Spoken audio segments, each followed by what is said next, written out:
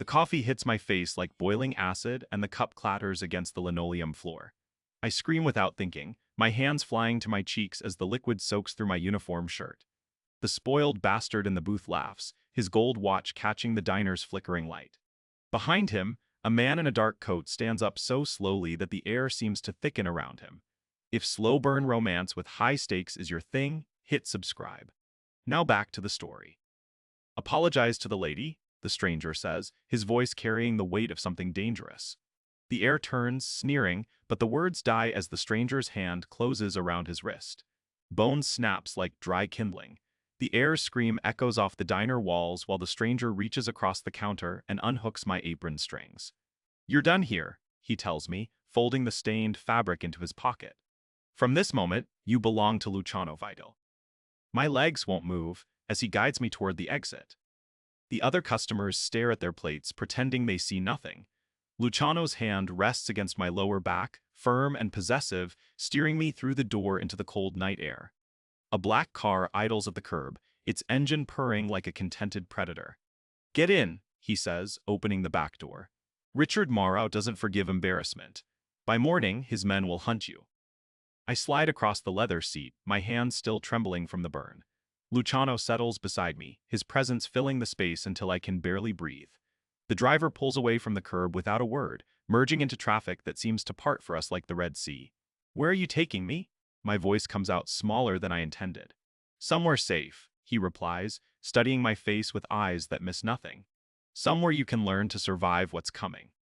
The car winds through downtown, past neon signs and shadowed alleys where deals go down in whispers. We stop in front of a glass tower that scrapes against the sky. Luciano's hand finds mine as we cross the marble lobby, his grip steady while my fingers shake against his palm. The elevator ride feels endless. My reflection stares back from polished steel, a waitress in a coffee-stained uniform standing next to a man who could buy this building with pocket change. When the doors slide open, we're facing a penthouse that stretches across the entire floor. Welcome to your new cage, he says, though his tone suggests something gentler. The windows are bulletproof. The doors lock from inside. No one enters without my permission. I step into the space that will become my prison, my sanctuary, my battleground. The city spreads below us like a circuit board, lights blinking in patterns that mean nothing to me yet. Luciano moves to the bar and pours amber liquid into 2 glasses, his movements economical and controlled. Drink, he says, pressing one into my hand. You'll need it for what comes next. The whiskey burns my throat like liquid fire, and I cough while Luciano watches me with those unreadable dark eyes. My hands still shake from the coffee incident, and I can feel the sticky residue cooling on my skin beneath my ruined uniform. The penthouse apartment stretches around us in shades of gray and black, all sharp angles and expensive emptiness that makes my stomach twist with something between fear and fascination. Strip, Luciano says, and the word hangs in the air like a challenge. My glass slips from my fingers and shatters against the marble floor, amber liquid spreading in a pattern that looks like blood in the dim light. What? Your clothes are ruined, he says, moving toward a hallway that leads deeper into the apartment. You'll find something suitable in the bedroom. I follow him because I don't know what else to do, my sneakers squelching against the polished floor. The bedroom is larger than my entire apartment, with windows that show the city sprawling endlessly below us. On the massive bed sits a black dress that probably costs more than I make in 6 months, its fabric catching the light like spilled oil. Shower first, Luciano says, gesturing toward an open doorway. The bathroom's through there. The hot water feels like salvation against my scalded skin, and I scrub until the coffee smell finally fades from my nostrils. When I emerge wrapped in a towel that probably costs $50, I find Luciano standing at the window with his back to me, his silhouette sharp against the glittering cityscape. Why? I ask, because the question has been burning in my throat since he snapped that man's wrist like a twig. Because he hurt what belongs to me, Luciano says without turning around. I don't belong to you, I say, clutching the towel tighter against my chest. He turns then, and his smile is sharp enough to cut glass. Your apron is on my floor. That makes you mine in the city. The dress fits like it was made for me, sliding over my skin in a way that makes me hyper-aware of every inch of my body. When I emerge from the bedroom, Luciano has poured himself another drink, and I notice he hasn't touched the second glass he set out for me. Sit, he says, indicating a leather chair that probably costs more than my car. We need to discuss your new position. My position? I sink into the chair because my legs feel weak, not because he told me to. You worked at that diner for what, 3 months? He doesn't wait for my confirmation.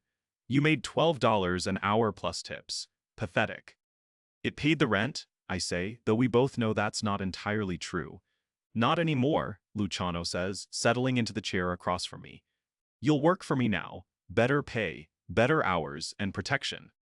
Protection from what? From men like the one who burned you tonight. From the streets that would eat you alive. From yourself, if necessary.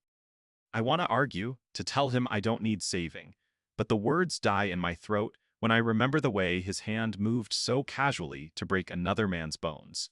What would I be doing? Whatever I tell you to do, he says, and there's something in his voice that makes my pulse quicken.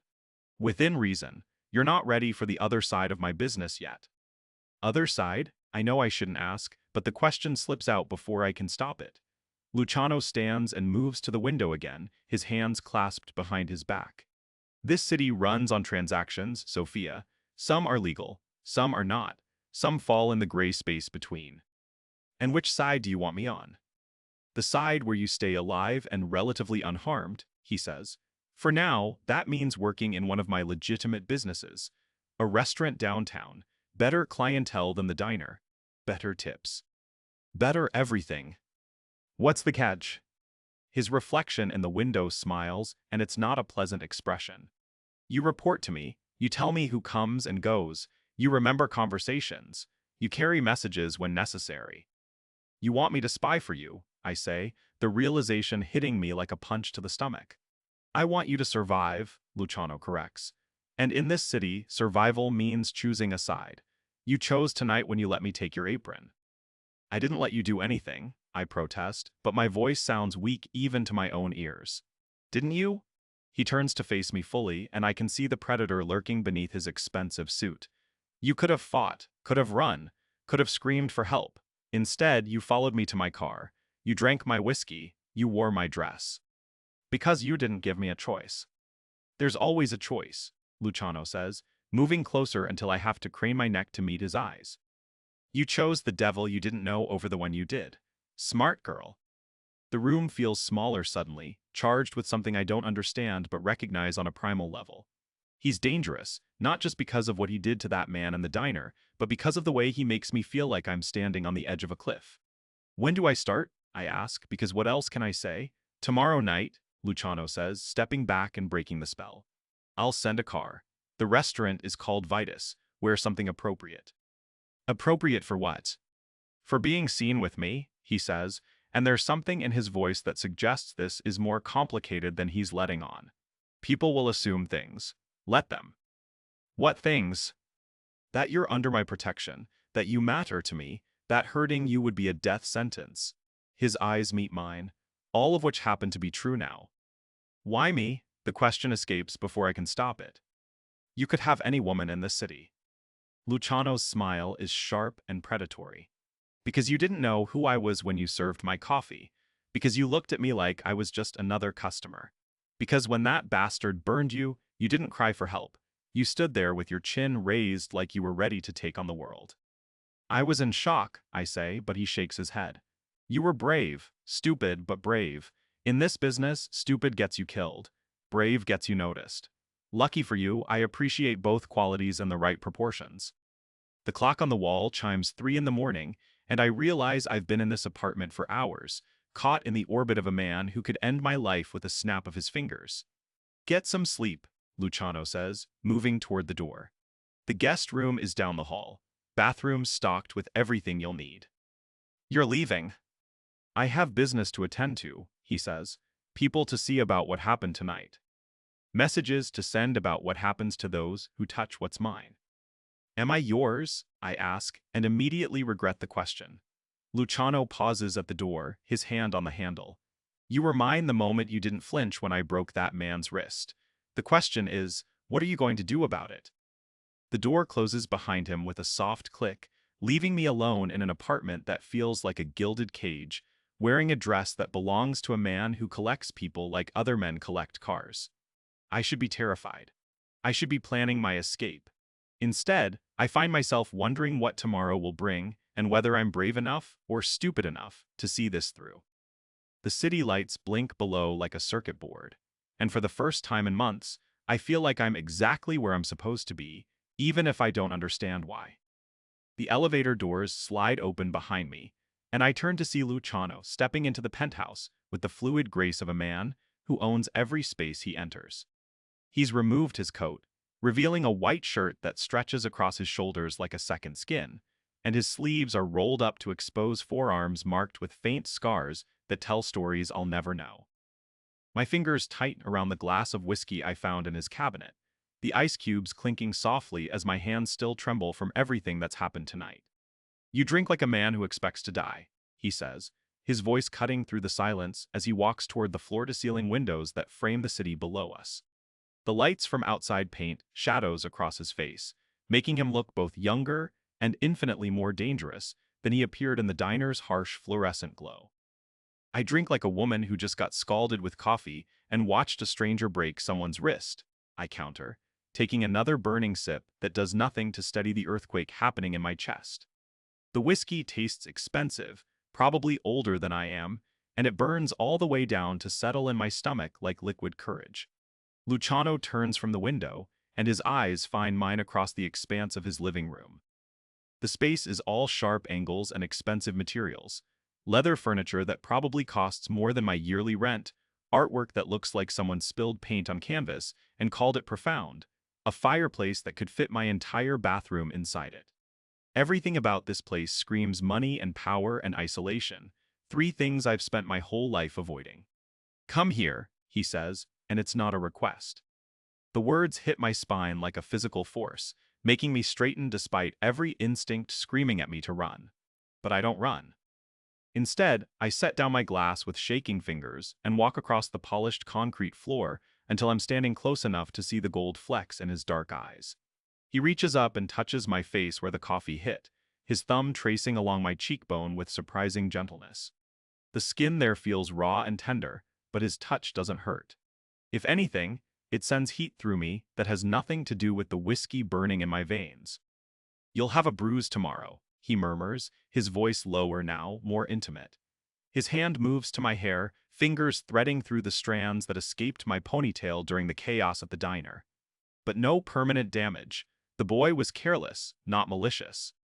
"His wrist," I whisper, because I can't stop seeing the way it bent at that unnatural angle, can't stop hearing the sound it made when it snapped. "You broke it like it was nothing." Luciano's hand stills in my hair, and his eyes harden. "He burned you like you were nothing." There's a price for such disrespect. His other hand comes up to frame my face, forcing me to look at him. That price is paid in bone and blood when necessary.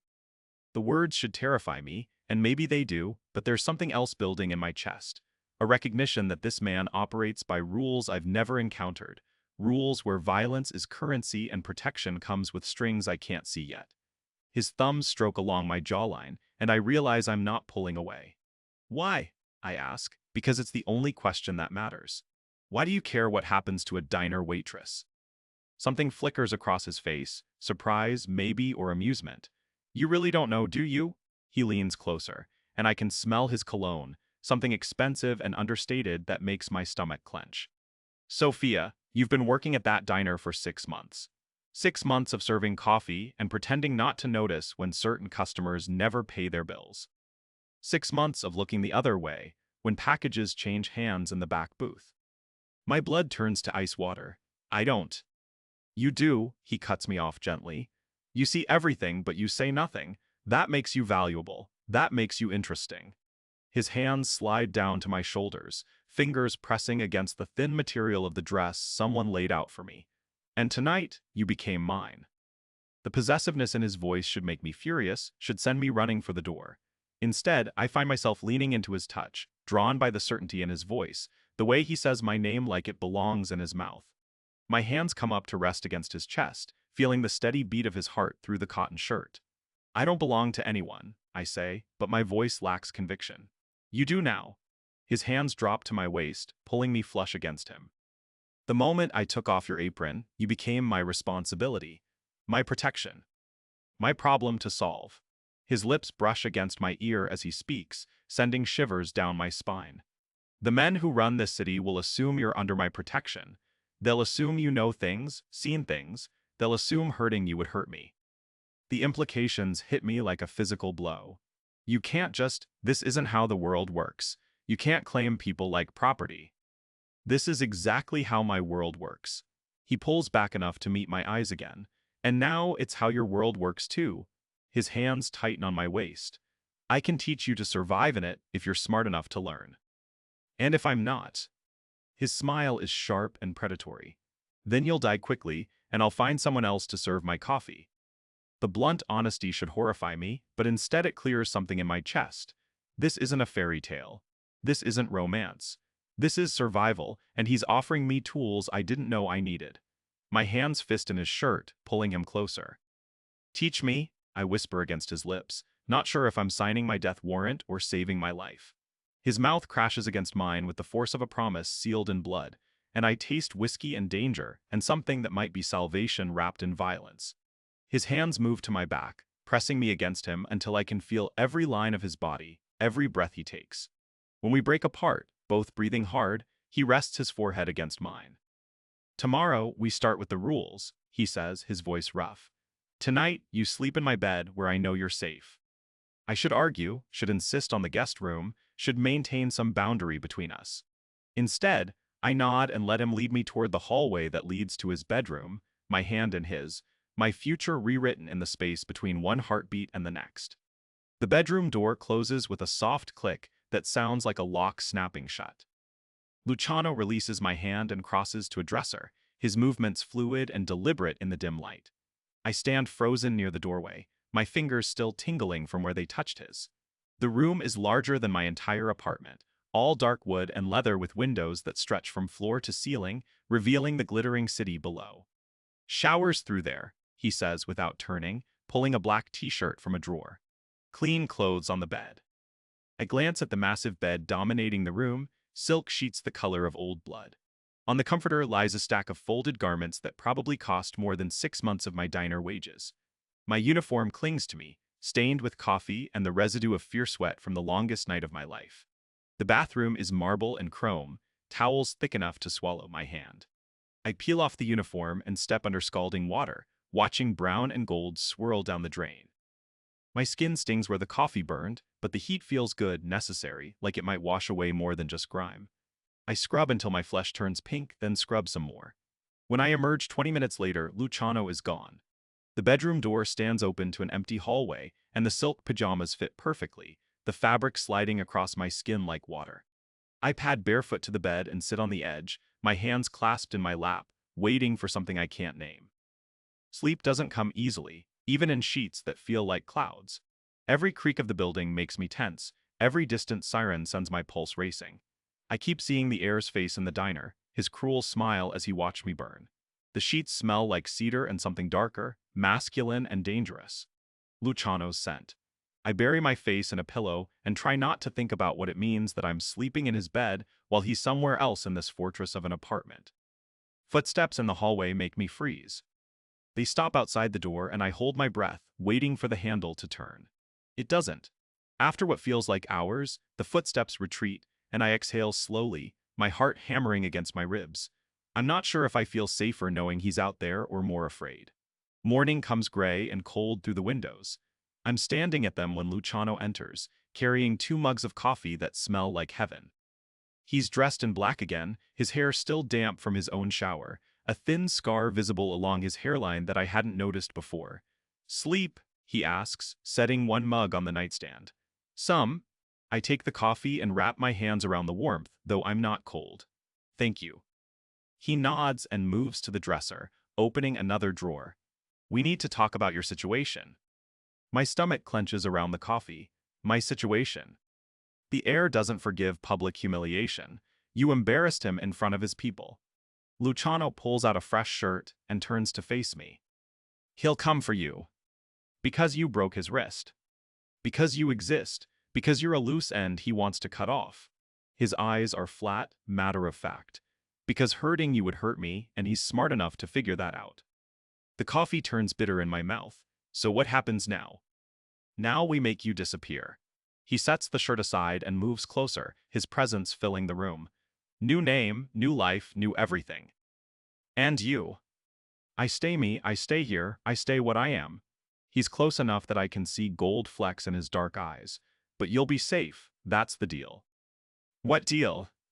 The one I made when I brought you here. The one that keeps you breathing while I figure out how to solve this problem permanently. His hand rises to my face, fingers barely grazing my cheek. The air isn't the only one who can play long games. I set the coffee down before my shaking hands drop it. How long? However long it takes. His thumb traces along my jaw, and I fight the urge to lean into the touch. Could be weeks, could be months, could be years. Years, the word comes out strangled. Years of looking over your shoulder, years of being someone else, years of wondering if today's the day they find you. His voice drops lower, intimate, and terrible. Unless we end this now. How? His hand drops away and he steps back, the moment broken. First, we make you official. Fingerprints, photos, background that'll hold up if anyone comes asking. My chest tightens. Official how? Officially dead, officially gone, officially mine. He moves to the door and pauses. Shower, dress, meet me in the kitchen. We start in 20 minutes. He leaves me standing by the window, coffee cooling in my hands, the weight of his words settling into my bones like stones. Officially his. The phrase should terrify me, should send me running for the door. Instead, I feel something else, something that might be relief or might be surrender. The silk pajamas go back on the hanger in a closet bigger than my bathroom. The clothes he left are simple but expensive, dark jeans that fit like they were tailored for me, a gray sweater soft as kitten fur. Even the underwear is perfect, delicate lace that makes me blush as I put it on. He's thought of everything, planned everything, owned everything about this moment. The kitchen is stainless steel and granite, all sharp edges and cold surfaces. Luciano stands at the counter, a small black case open beside him. Inside lies a fingerprinting kit, the kind police use, along with a camera and several forms. He looks up as I enter, his expression unreadable. Sit, he says, nodding toward a bar stool. This won't take long. I perch on the edge of the seat and watch as he takes my hand. His touch gentle as he rolls each finger across the ink pad and then onto the cards. His concentration is absolute, his focus entirely on the task, but I can feel the tension in his grip, the way he holds my wrist like he might never let go. What's my new name? I ask as he finishes with my left hand. Not yet. Names have power. Yours comes with a history we're building from scratch. He moves to my right hand, his thumb pressing against my palm. For now, you're nobody, a ghost, a woman who doesn't exist. And when this is over, then you get to choose who you want to be, stay gone or come back, start fresh or reclaim what was yours. He releases my hand and reaches for the camera. Close your eyes. The flash pops behind my eyelids, bright as lightning. When I open them, he's studying the digital display, his mouth set in a hard line. Without a word, he turns the camera toward me. On the screen, I look like a stranger, pale and wide-eyed, my hair still damp and wild, my expression caught between fear and something else entirely. Beautiful, he says quietly, and the word hits me like a physical blow. The kind of beautiful that gets remembered, that gets hunted. Is that good or bad? Both, always both. He sets the camera aside and closes the case. Welcome to the dead, Sophia. Population, you and me. The word dead hangs between us like smoke from a muzzle, and I feel my knees threaten to buckle beneath me. Luciano watches my reaction with those calculating eyes, his fingers still resting on the camera case like it contains the secrets of the universe instead of just my terrified face. The silk gown whispers against my skin as I shift my weight, suddenly aware of how thin this fabric is, how vulnerable I feel standing here in borrowed clothes while he remains fully dressed in his dark suit. Population, you and me, he repeats, softer this time, and there's something almost tender in the way he says it. Because anyone else who knows you're here is already in the ground. My throat closes up at that, and I want to ask about Maria, about the kind waitress who poured my coffee every morning, about the cook who always slipped extra bacon onto my plate. But the words won't come because I'm afraid of the answer, afraid that their faces might already be fading photographs on some homicide wall. Instead, I wrap my arms around myself and stare at the city lights beyond the windows, wondering if anyone down there is looking up at this penthouse, wondering if help could possibly reach this high. Luciano moves then, not toward me but past me, his shoulder brushing mine as he walks to the windows. The contact sends electricity shooting through my nerves, and I hate myself for noticing how good he smells, like expensive cologne and danger, and something uniquely male that makes my stomach flutter despite everything. He stands silhouetted against the glass, his hands clasped behind his back, and I can see his reflection studying mine. The air has a particular way of dealing with problems, he says, his voice carrying that same quiet menace it had in the diner. He likes to make examples, likes to send messages that can't be misunderstood. What kind of message? My voice cracks on the last word, and I clear my throat, trying to sound braver than I feel. Luciano turns then, slowly, deliberately, and the look in his eyes makes me take an involuntary step backward. The kind that involves dental records and closed caskets. The kind that makes other people think twice before crossing him.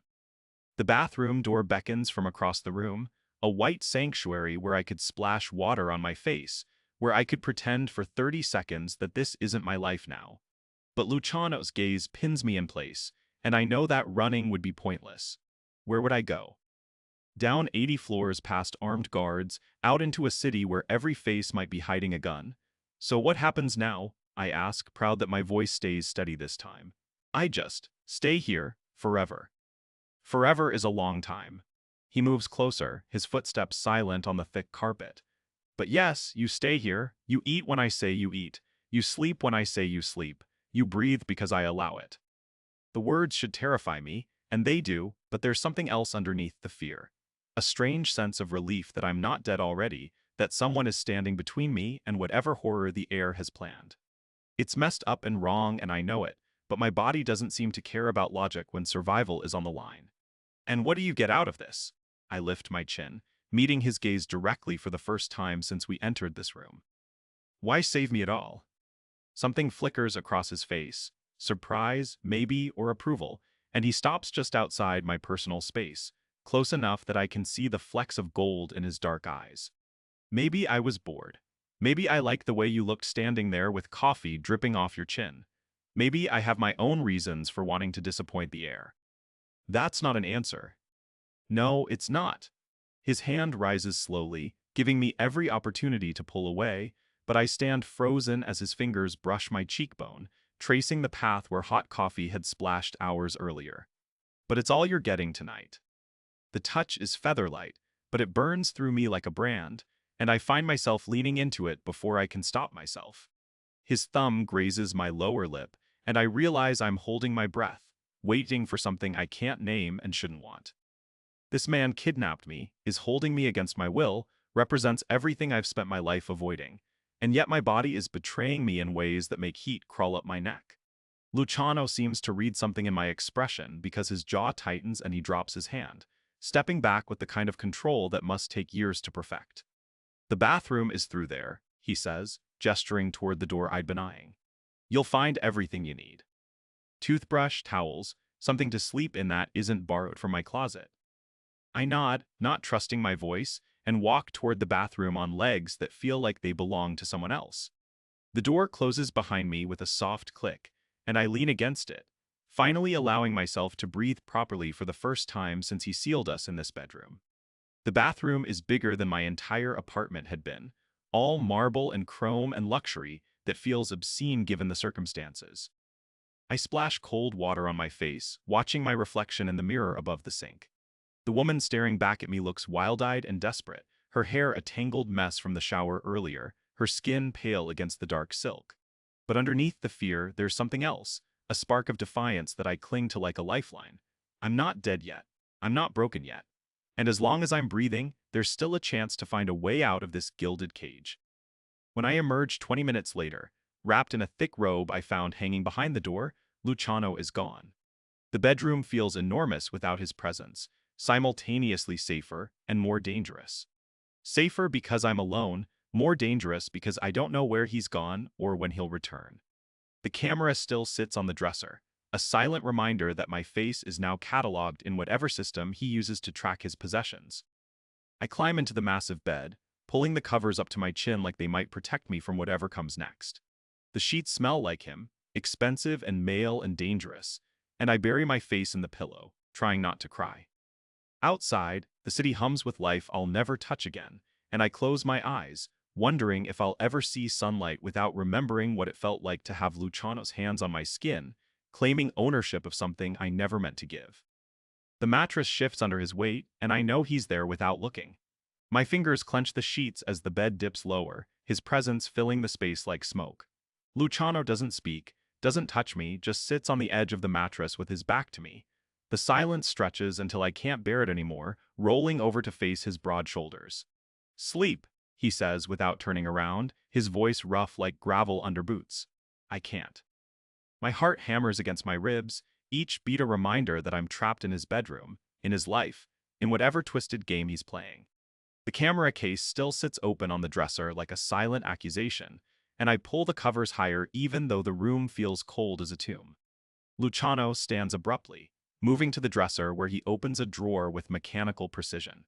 Metal glints in his hand when he turns back to me, and my breath catches in my throat. A gun, black and heavy, dangles from his fingers as he approaches the bed. "Sit up," he commands, stopping at the foot of the mattress. My body obeys before my mind catches up, pushing myself against the headboard while the sheets pool around my waist. Luciano extends the weapon toward me, grip first, and I stare at it like it might bite me. "Take it." My hands shake as I reach for the gun, the metal cold against my palm even through the trembling. It's heavier than I expected, pulling my wrist down with its weight, and I grip it awkwardly with both hands to keep from dropping it. Like this. Luciano moves closer, his fingers wrapping around mine as he adjusts my grip, his chest pressing against my knees through the blanket. His touch is clinical, but my skin burns everywhere he makes contact, his breath warm against my ear as he positions my thumbs. "Finger off the trigger until you're ready to shoot." I nod mutely, staring at the weapon in my hands while his fingers remain wrapped around mine. The scent of him fills my nose, expensive cologne and something darker, dangerous, and I fight the urge to lean into his warmth. "Look at me," he says, his voice dropping lower. My eyes lift to meet his, and what I see there makes my stomach clench. Not the cold calculation I expect, but something raw and hungry that turns my bones to water. His hand tightens around mine on the gun grip, and I realize we're both trembling. "Pull the slide back," he murmurs, his thumb guiding mine to the top of the weapon. "Feel the weight of it, the power waiting under your hands."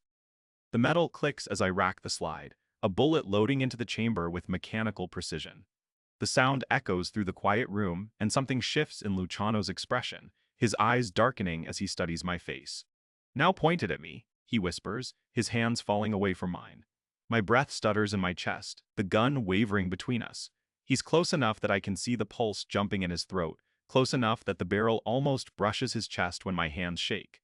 I can't. "You can." His voice is steel wrapped in silk, commanding and seductive at once. "Point it at me, Sophia, right here." He taps his chest directly over his heart, and my finger hovers near the trigger. The room tilts around me, my vision narrowing to his face, to the way his lips part slightly as he breathes, to the dark intensity in his eyes that makes my stomach flip with something that might be terror or desire or both tangled together. "Tell me you hate me," he says, his hands settling on my knees through the blanket. "Tell me you want to pull that trigger and end this, end me, and everything I've done to you." My throat works soundlessly, the words trapped behind teeth that want to chatter.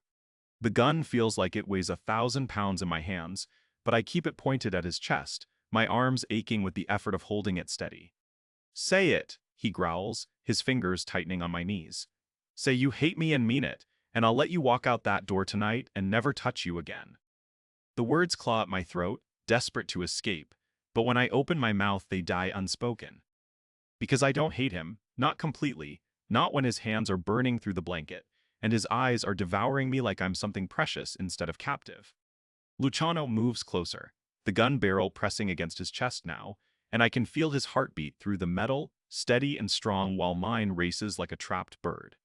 His hands slide up my thighs, pushing the blanket aside as he climbs onto the bed. "Pull the trigger," He breathes against my ear, his body pressing me back against the headboard. Or kiss me, choose. The gun trembles in my grip, his chest warm against the barrel, and I can feel the moment stretching like a wire pulled taut between us. His lips hover inches from mine, close enough that I can taste his breath, feel the heat radiating from his skin. I drop the gun.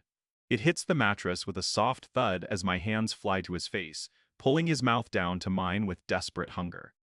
He tastes like whiskey and danger, his lips crushing against mine with bruising force as he groans into my mouth.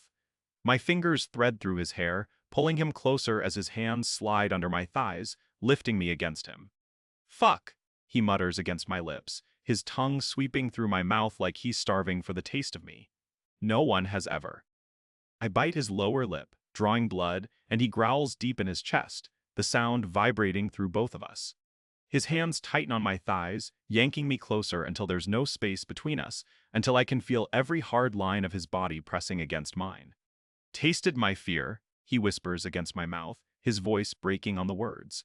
"No one's ever tasted my fear before, Sophia." The confession hits me like a physical blow, his vulnerability more intimate than any touch. This man who holds life and death in his hands, who took me from everything I knew, is trembling against me like I'm the dangerous one. His forehead presses against mine as we both fight for breath, his hands shaking as they slide up my back under the thin fabric of my shirt. "Why me?" I whisper, my lips brushing his with each word. Luciano pulls back just enough to meet my eyes, his hands framing my face with heartbreaking gentleness. "Because you looked at me like I was just a man, not a monster. Because when you held that gun, I knew you could pull the trigger, but you kissed me instead." His thumb traces across my lower lip, swollen from his kisses, and I can taste the metallic hint of his blood where I bit him. The gun lies forgotten between us, but the weight of what we just shared presses down like a physical thing. "Don't ask me to let you go," he says quietly, his voice steady now but his eyes still holding that raw vulnerability that makes my chest tight. "I can't. Not after this, not after you saw." I silence him with another kiss, softer this time, my hand sliding down to grip his shoulders. He responds like a man drowning, his arms wrapping around me so tightly I can barely breathe, but I don't care. Because in this moment, with his fear still lingering on my tongue and his heart racing against mine, we're both prisoners of something bigger than his power or my resistance. The city lights flicker outside the window, painting shadows across his face as he lowers me back against the pillows, his body covering mine like a blanket. And when he kisses me again, slow and deep like he has all the time in the world, I realize we're both lost in this thing between us, tangled together in a web of desire and danger that neither of us can escape. The mattress shifts as Luciano rolls away, his bare back glistening with sweat in the fractured moonlight. My lips still burn from his confession, from the way he admitted I taste his fear like bitter wine on his tongue. He reaches for the gun on the nightstand, the metal catching light as he turns it over in his hands. The silence stretches between us, thick with everything we haven't said, everything his mouth claimed while his body demanded surrender. "Come here," he says, his voice rough like gravel under tires. He doesn't look at me as he swings his legs off the bed, his feet hitting the floor with deliberate weight. My body obeys before my mind catches up, the sheet falling away as I move to stand beside him. The wood is cold against my bare feet, grounding me in this moment that feels like standing at the edge of a cliff. He holds the gun out to me, grip first, his dark eyes finally meeting mine in the dimness. "You need to learn how this feels in your hand." The words are simple, practical, but they hit me like a punch to the chest because I understand what he's offering. Not protection, but power. The kind that comes from knowing you can end a life with one squeeze of your finger. My hand trembles as I reach for the weapon, the grip textured and worn smooth in places from his palm. The weight surprises me, heavier than I expected, pulling my wrist down with its solid presence. Luciano's hand covers mine, steadying the slight shake that runs through my fingers as they find their position. His thumb traces across my knuckles, adjusting my grip with practiced efficiency. "Finger off the trigger until you're ready to destroy something," he murmurs, his breath warm against my ear. His chest presses against my bare back as he moves behind me, his free hand settling on my hip with casual possession. "Feel the weight of it, Sophia. This is what power feels like when it's not pointed at your head." The barrel wavers as I lift the gun, my arms protesting the unfamiliar strain. Luciano's hand slides up my arm, guiding my elbow into position, his body molding against mine like we were carved from the same stone. My pulse hammers against my ribs, each beat echoing the memory of his mouth on mine, the way he confessed that no one has ever tasted his fear before me. "Steady your breathing," he instructs, his voice dropping lower, more intimate. "The gun doesn't care if you're scared. It only cares if you're ready." His lips brush the shell of my ear as he speaks, sending shivers down my spine that have nothing to do with the weapon in my hands. The metal grows warm from my grip, becoming an extension of my will, my fear, my desire. I squeeze the trigger before I realize I've made the decision, the click loud in the quiet room. The empty chamber echoes with potential, with all the violence this moment promises. Luciano's breath catches, his fingers tightening on my hip, and I know he felt that small rebellion, that claiming of power in his hands on my body. "Little killer," he whispers, and there's something like pride mixed with warning in his tone. "You didn't even hesitate." His mouth finds the sensitive skin below my ear, teeth grazing lightly as he takes the gun from my unresisting fingers. The absence of its weight leaves my hands feeling strangely empty, reaching for something I can't name. I turn in his arms, the gun now pressed between our bodies, its barrel digging into my ribs as his mouth claims mine with bruising intensity. My hands find his shoulders, fingers digging into muscle as I rise on my toes to meet his hunger with my own. The taste of him floods my senses, dark and dangerous and addictively forbidden, the flavor of a man who holds death in his palm and offers it to me like a gift. His free hand tangles in my hair, pulling my head back to expose my throat to his mouth. The gun shifts between us, cold metal warming against my skin as he trails kisses down my neck, each press of his lips marking me as surely as any bullet would. My nails rake across his shoulders, leaving crescents of possession in his flesh, claiming him the way he's claimed me. "Again," I breathe against his mouth, my voice barely more than a whisper. "Teach me again."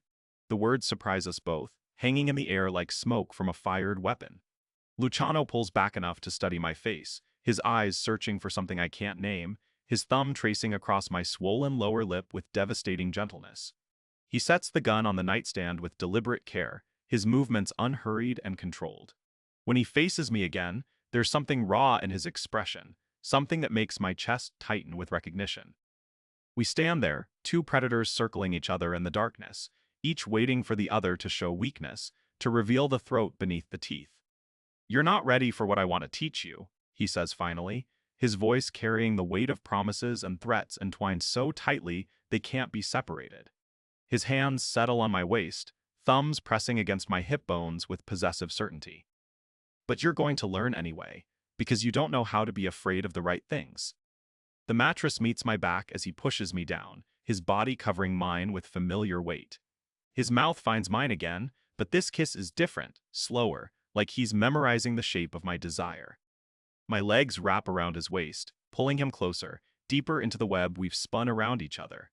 The city hums beyond the windows, indifferent to our private war, to the way we're destroying each other one touch at a time.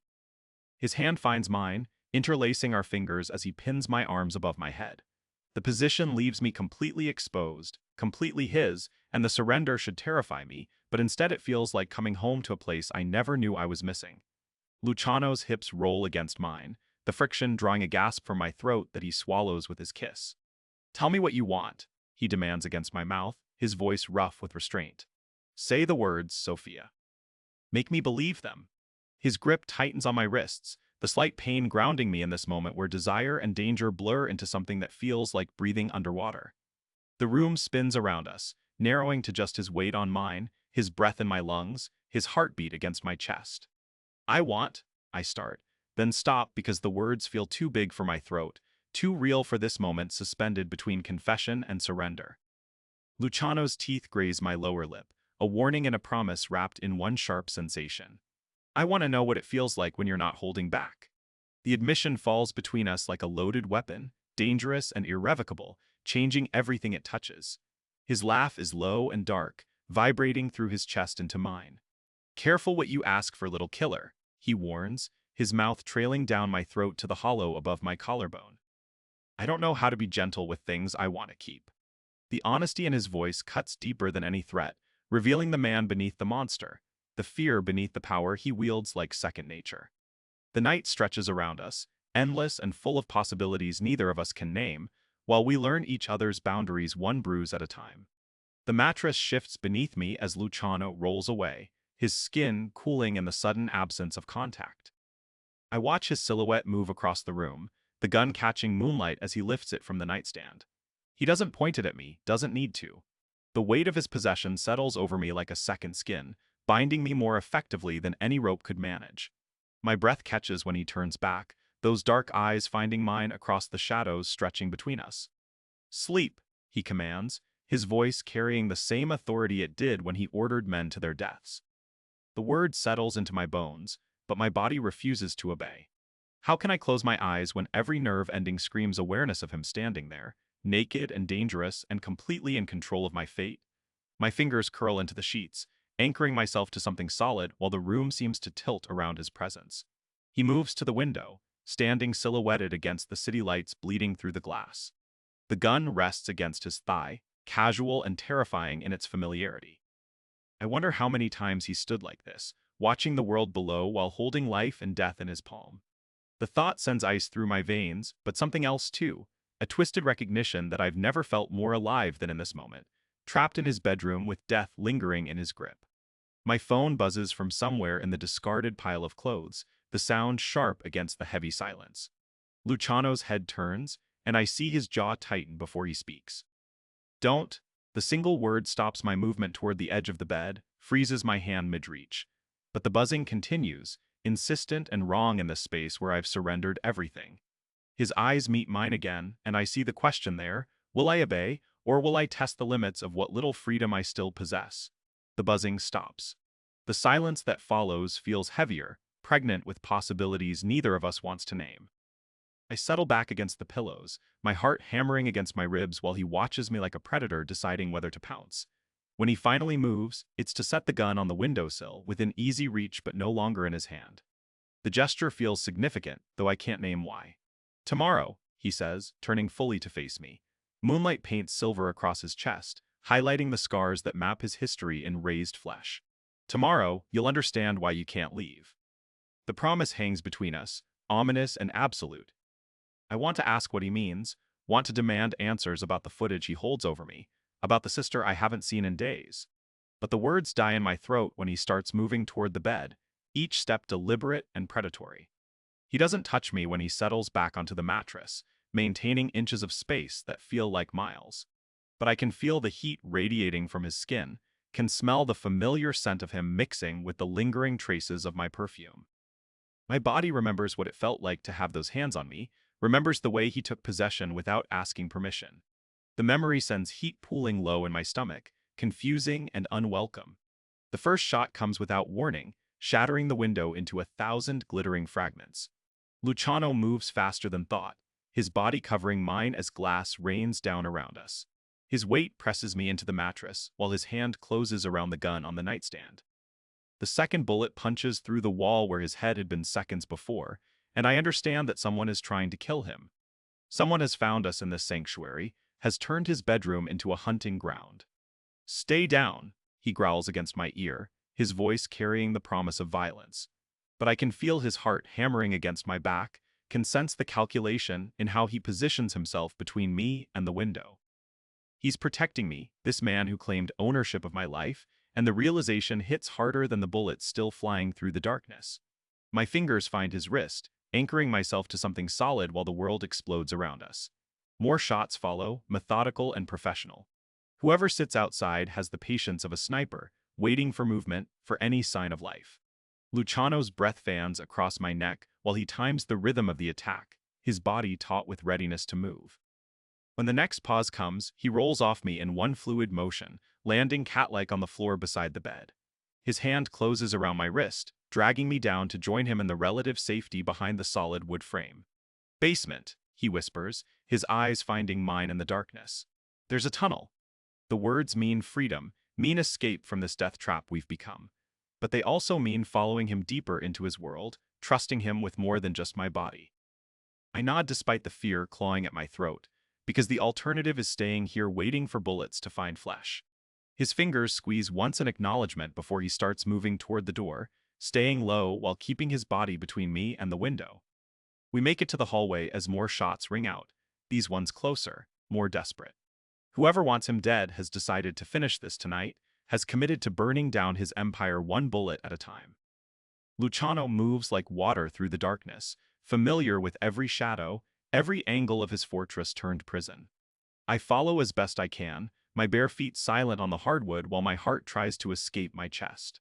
The basement door stands open, revealing stairs descending into absolute blackness.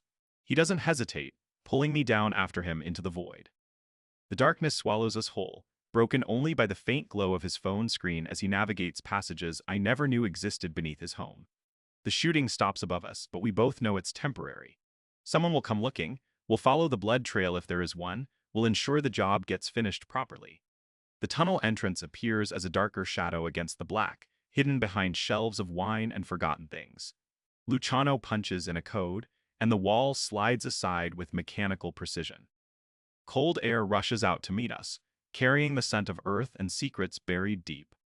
He turns to me, his face ghostly in the phone's glow, and for the first time since I've known him, I see uncertainty flicker across his features. "Once we go through here," he says quietly, "there's no coming back to this life. They'll assume you're with me now, that you know things worth killing for." His eyes search mine in the dim light, offering me a choice I hadn't expected. He could push me through, could drag me along as insurance or leverage or whatever role he's cast me in. Instead, he waits for my decision, standing in the darkness while assassins hunt us above. My sister's face flashes through my mind, innocent and unaware of the danger closing around us. The coordinates burn in my memory, the safe house where he promised she'd be protected, where his people would keep her hidden from whoever wants to hurt me through her. If I run now, I might make it to her before they realize I've left him. But the footage he holds means I'll never stop running, never stop looking over my shoulder for his shadow stretching across my life. "She's safe?" I ask, needing confirmation one more time before I commit to this path through darkness. Luciano nods, his eyes never leaving mine while footsteps echo above us, growing closer as the hunters search methodically through rooms. Time bleeds away with every second we hesitate, but I need to hear him say it, need to know this sacrifice means something.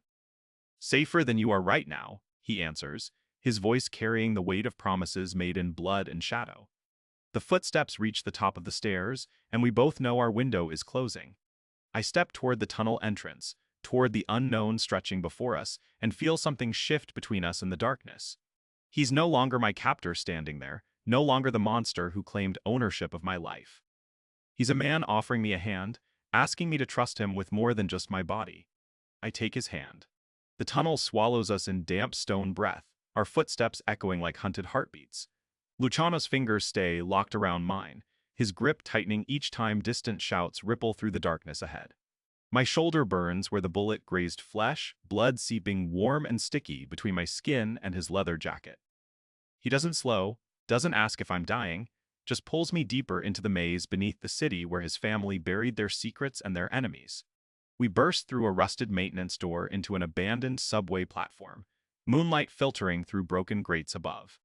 Luciano releases my hand only long enough to shoulder open a supply closet, revealing a duffel bag and motorcycle keys waiting like this escape was always planned. He tosses me a black hoodie that smells of his cologne and gun oil, watches while I strip off my bloody blouse with shaking fingers. The fabric sticks to the wound, and I bite back a whimper as it pulls free. "Your sister's safe," he says, the first word since we fled. His voice carries the same gravel it did when he promised to burn the world for me, but now it trembles slightly at the edges. The air took her to force my hand, not hurt her. She's leverage, not revenge. I zip the hoodie, his scent wrapping around me like armor. "Where?" "Brooklyn Warehouse District. Pier 19. He loads clips into the duffel with practiced efficiency, metal clicking against metal in the cramped space. But we can't go charging in. The families are circling like sharks smelling blood in the water, my blood. The wound throbs in rhythm with my pulse, each beat reminding me how close the bullet came to ending everything. How I threw myself between Luciano and the gunman without thinking, without breathing, just moved on instinct that screamed he mattered more than my next heartbeat. His eyes had met mine as I fell, something breaking open in their dark depths that had nothing to do with power or possession. Why did you come back for me? The question slips out raw, honest, dangerous. You could have disappeared, started over somewhere the families don't reach. His hand's still on the weapon, and for a moment the only sound is water dripping somewhere in the tunnels. Then he's moving, crossing the space between us in 2 strides, his palms framing my face with desperate gentleness that contradicts every brutal thing he's ever done. Because you chose me, he whispers against my temple, his breath warm against my chilled skin. When you took that bullet, when you bled on my hands, you chose me over breathing. No one's ever chosen me over anything that mattered. The confession hangs between us like a live wire, sparking and dangerous. I feel his pulse racing against my cheek, the way his thumbs tremble slightly as they trace the line of my jaw. This man who holds cities in his grip, who makes kings kneel, is shaking because I chose to save his life with my own fragile body. Footsteps echo from the tunnel, and Luciano shifts instantly, pushing me behind him as he raises his gun toward the sound. 3 figures emerge from the darkness, hands visible and empty, moving with the careful respect of soldiers approaching their general. I recognize the woman in front, Carmela, Luciano's cousin, her face carved from the same sharp marble as his. The heir's made his move, she says without preamble, her eyes flicking to me with something that might be approval or might be pity. Called a meeting of the commission for dawn. Says Luciano's gone soft, let a woman cloud his judgment, made himself vulnerable. Luciano's laugh is sharp as broken glass. Let him talk, while he's posturing, we're moving. He's got your sister, I remind him, stepping out from behind his protection despite his warning growl. We can't just. We're not. He holsters his weapon, but his hand finds mine again, fingers threading together like they're meant to fit that way. Carmela's going to extract her while I create a distraction the families can't ignore. Something that makes me look very dangerous and very unstable. Carmela nods grimly. The docks. Burn them down. His voice carries the weight of absolute conviction. Every shipment, every warehouse, every dollar moving through the ports tonight. Let the heir explain to the commission why their money is ashes while he's playing kidnapper. The woman smiles, and it's a terrible thing, all teeth and promised vengeance. Consider it done.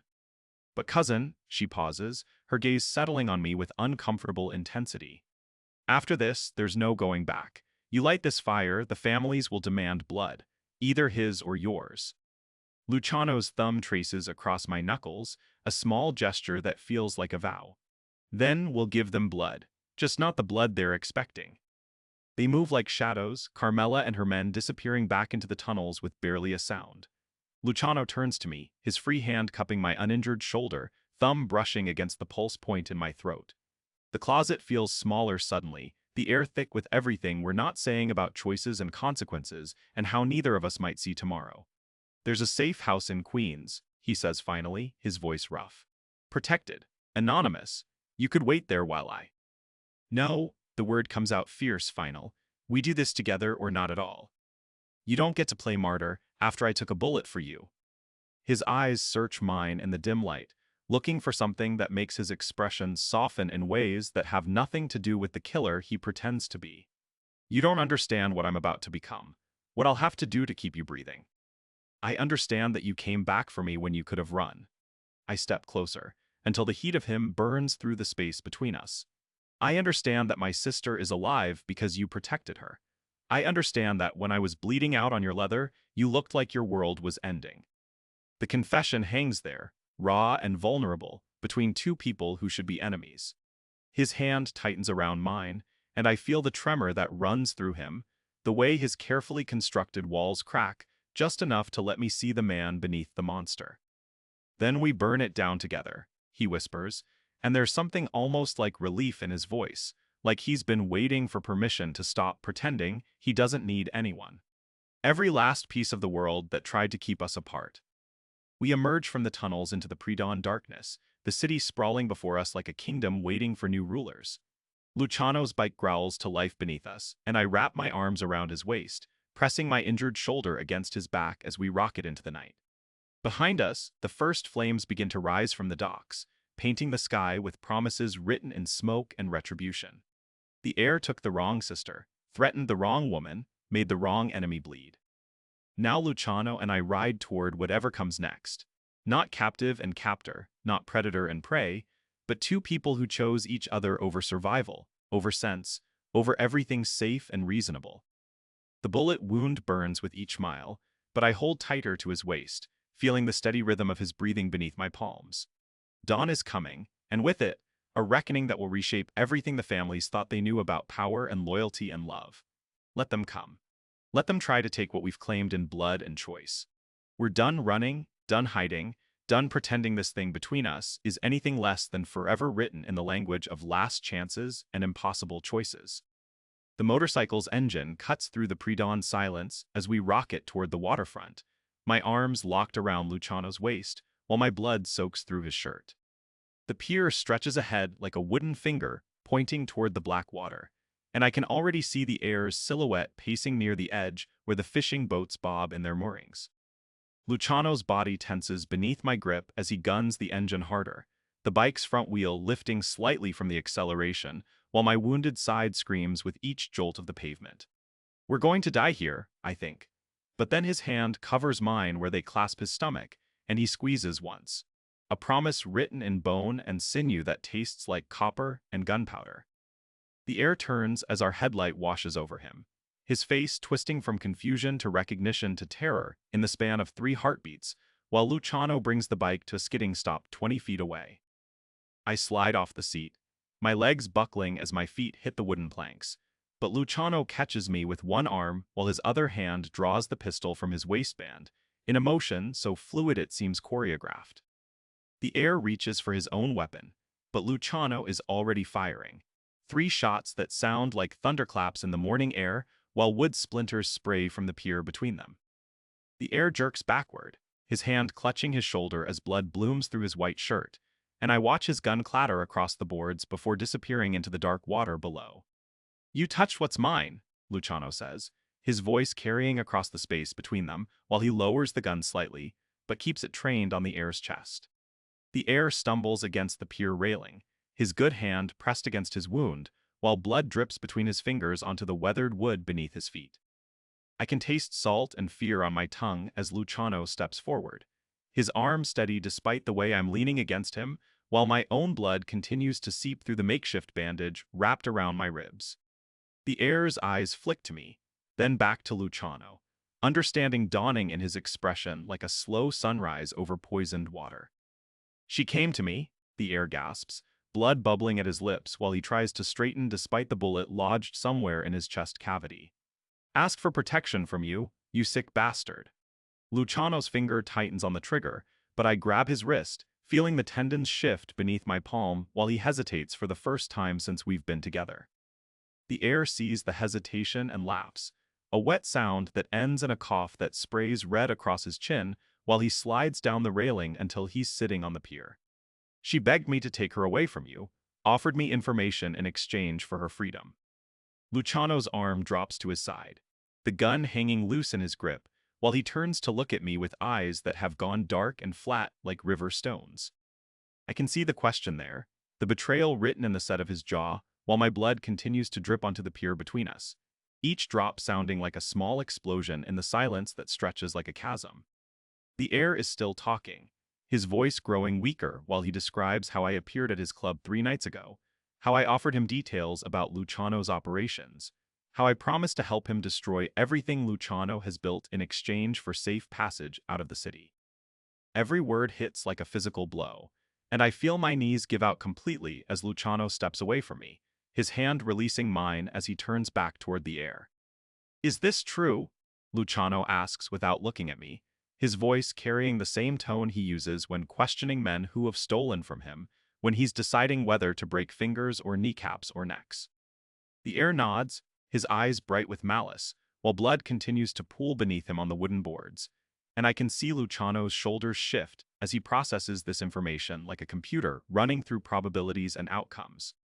I want to explain that I was desperate, that I thought he was going to kill me, that I didn't understand then what I understand now about the way his hands feel against my skin, or the way his breath catches when he looks at me across a room full of his enemies.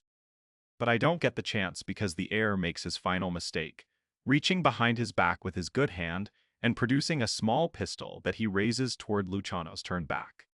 The movement is slow and clumsy, blood making his grip slippery, while his arm shakes from the effort of lifting the weapon. But Luciano senses it somehow and spins with inhuman speed. The sound of his gun firing echoes across the water, while gulls explode from their perches on the nearby boats, their wings beating against the morning air as the heir's head snaps back and his body goes limp against the railing. Luciano stands over the body for a long moment, his chest rising and falling with deep breaths, while I watch the smoke curl from his gun barrel into the cold air between us. Then he turns back to me, his expression unreadable while he holsters his weapon and crosses the space between us in 3 long strides that make the pier groan beneath his weight. I expect him to hit me, to throw me into the water, to leave me here to bleed out while he walks away from whatever we might have been together. But instead, he lifts me like I weigh nothing and carries me toward the line of warehouses that edge the pier. Inside the nearest warehouse, he sets me down on a wooden crate while his hands move over my wound with surprising gentleness, checking the bandage before pulling a knife from his boot and cutting away my blood-soaked shirt. The blade is warm from his body heat as he traces it along my skin, not cutting, but simply following the path of the bullet graze, while I try not to flinch away from the steel pressed against my ribs. "This needs stitches," he says, his voice flat and professional while he tears strips from his own shirt to make a fresh bandage. And I realize he's not asking about the heir's accusations, not demanding explanations or apologies or promises that I won't betray him again. "Luciano," I start, but he presses his fingers against my lips, the same fingers that pulled a trigger minutes ago now trembling slightly as they silence whatever I might have said. His eyes meet mine, and I see something there that I can't name, something that tastes like regret and possession and the kind of hunger that burns down cities while people sleep in their beds. Then he's moving again, pulling me to my feet while he supports most of my weight against his side, and we walk deeper into the warehouse where a small office sits like an afterthought against the far wall. Inside the office, he sits me in a worn leather chair before rummaging through a first aid kit he produces from a desk drawer, his movements efficient while he cleans my wound with alcohol that makes me bite my lip to keep from screaming. The antiseptic burns like fire, but his hands are steady as he stitches the graze with fishing line, each puncture of the needle accompanied by a small sound that might be my name whispered against my temple. When he's finished, he wraps fresh gauze around my ribs before pulling a ring from his pocket, a thick band of gold with his family crest etched into the metal, and I understand what he's offering me in this moment while the heir's blood still dries on his clothes. "This means you're mine," he says, sliding the ring onto my finger where it sits heavy and warm against my skin, "and anyone who touches you dies screaming."